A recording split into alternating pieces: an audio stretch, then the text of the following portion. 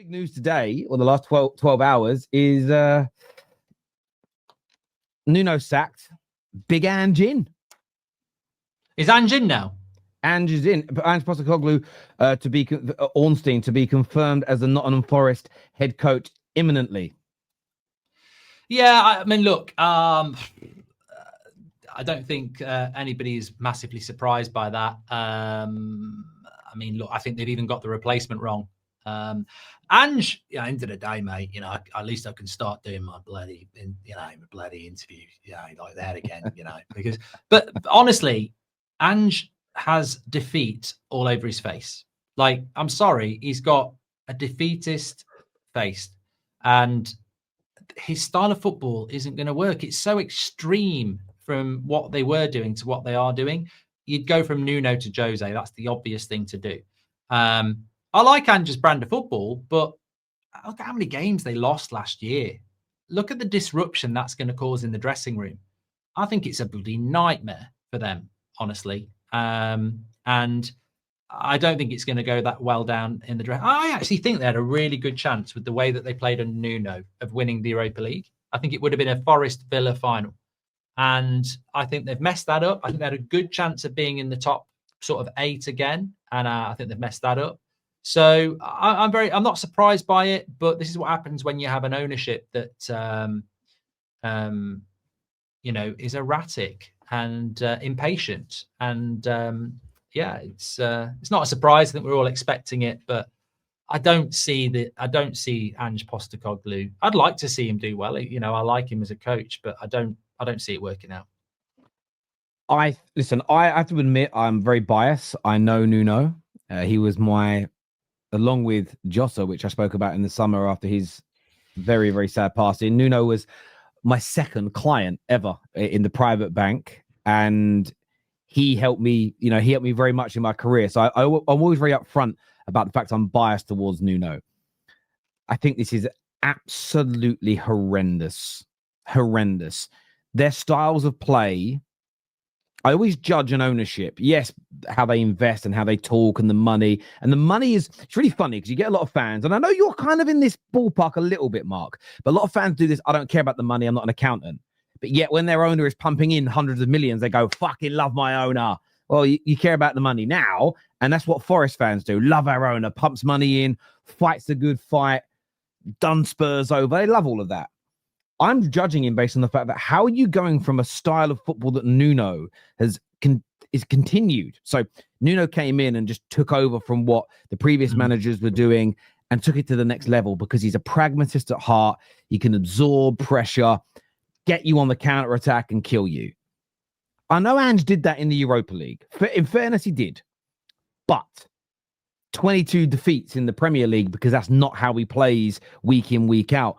They are changing everything 3 games into the season where they started okay. It's horrendous. They are listen. It's to say, I think the victim in this is always the fans, and we've had it at United. And look, it might work, but it ain't going to work by design. It's going to work on fluke. This is not the way to change a football club 3 games in, to go like Terrace says, from pragmatism to high line. It's very difficult for the players. They're going to lose a manager that they had faith in for someone they don't know, who is going to play a completely different style of football. I mean, look, I wouldn't mind playing them at the moment. Let's put it that way. It's so different for them to get used to. Yeah, my hot take: Forest are going to go down. No. They've got some good players. No, they've got too many good players. Do you know why? But do you know what I'm saying? Hot take. So it might not happen. My hot take. Look how bad they are going to lose so many football matches because they're now going to be exposed. And this is the thing, right? They have got good players and they'll score some goals. The problem is I don't think defensively they're going to be good enough to do that isolated defending that Big Ange's system requires them to. You see this a lot. Like Maguire was a prime example. Playing in a back 3 for England, where we were quite compact, but had loads of great players around him. Okay, when he was at Leicester, compact, barely any isolated defending. The line was a lot deeper, more players around him. Come to Man United, exposed by himself a lot, and I think his deficiencies were exposed. You're going to see a lot of deficiencies of these Forest players exposed. under Big Ange. And I think they're going to start to, a lot of those games they won last year because they were hard to beat and they'd nick a goal. This season, they're going to lose a lot. They're going to lose a lot of those games now, in my view. So relegated might be a bit of a stretch, but you did say it. He said the it. Bottom. I did not. I mean it. They are my hot take to go down. Already. They're an outside chance to go down. I stand on it because he's just. I know what he's going to do already, Ange. I know how he's going to play. And the thing is, top four, mate. We might have all got it wrong. Sometimes these sort of things worry me a little bit because everybody says it's stupid, it's unfair on Nuno, it shouldn't happen. Look, people might not follow the Championship. Mark Robbins at Coventry did a great job. They got rid of him for Lampard. Even I got my nose in and went, that's this disgrace. They shouldn't have done that. He's actually done really well at Coventry. Oh, yeah. So, he has. It does work. Sometimes it does work, but it might work. It might work. I'm just looking at the way they played and become so brilliant and dangerous last year. Ange is the antithesis. He's the complete and utter opposite. And I know in Europe he played that way. So maybe he does the same thing. Maybe they're in a relegation battle at the bottom. Spurs were in one last year. Let's not beat about the bush. They lost 22 games. They might be in a relegation battle in the Prem. They might win the Europa League. That's the crazy part about it. It's Ange back to win his trophy. It's his trophy. Bloody hell, exactly. Can you imagine? Can you imagine if he does it even better this time? Can you imagine if he relegates Forest, but they win a European trophy? That'd just be beautiful. Watching the dichotomy of we're European champions, but we're back in the Championship.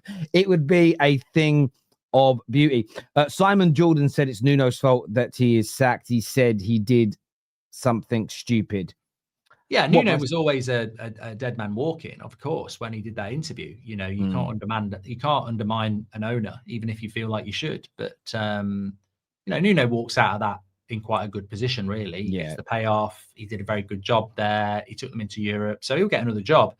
It's for me, I knew Nuno was going to go. I'm not moaning about that. I don't think that's a surprise, but I just think the extremity of what Terry says, to go from that to that. Mourinho would have been the right coach, but can you imagine Mourinho with the Forest owner as well? I mean, that might have lasted minutes, let alone days. So, I want to see Mourinho back in the Prem, though. I think that would have been a more exciting signing, but I agree with that. Forest will be an exciting watch now for their fans. They will, you will be a very different team, and I like Endoy, I like Gibbs White, Douglas Luiz, the two Brazilian lads. I think will be good. I don't know that Chris Wood's going to work in this system particularly well.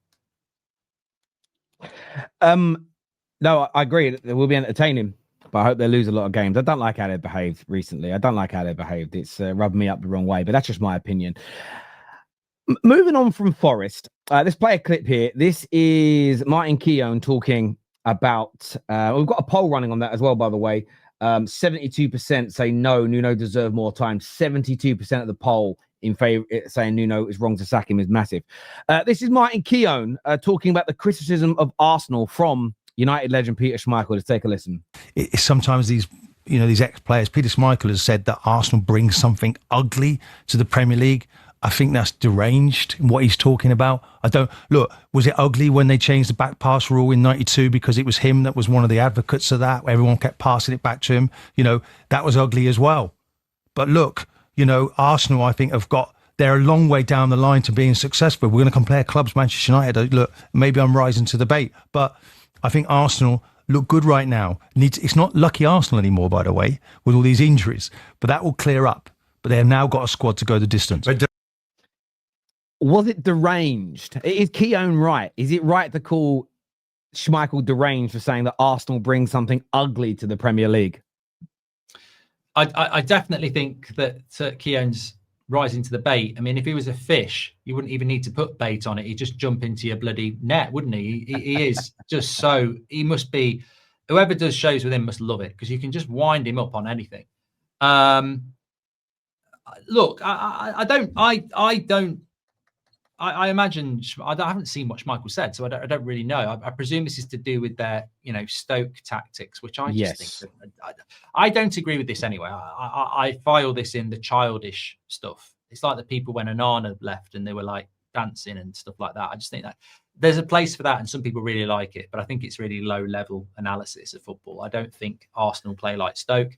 I think that they have a brilliant defence and they can rely on that. And we saw that at Old Trafford, where they didn't play particularly well. And we've seen them approach certain games where I think they should be a little bit more expansive. But look at what they did to Leeds. Like, when they need to play, they do play. And I think Arteta's trying to win a title as well. So sometimes you look at that Liverpool game, if they'd been a little bit more open, they might have won it 3-2. They might have lost it 3-2. They lost to a worldie. It's great if you win. It's not if you don't. I don't really have a problem with Arsenal's approach. You know what it is. It's not every single game.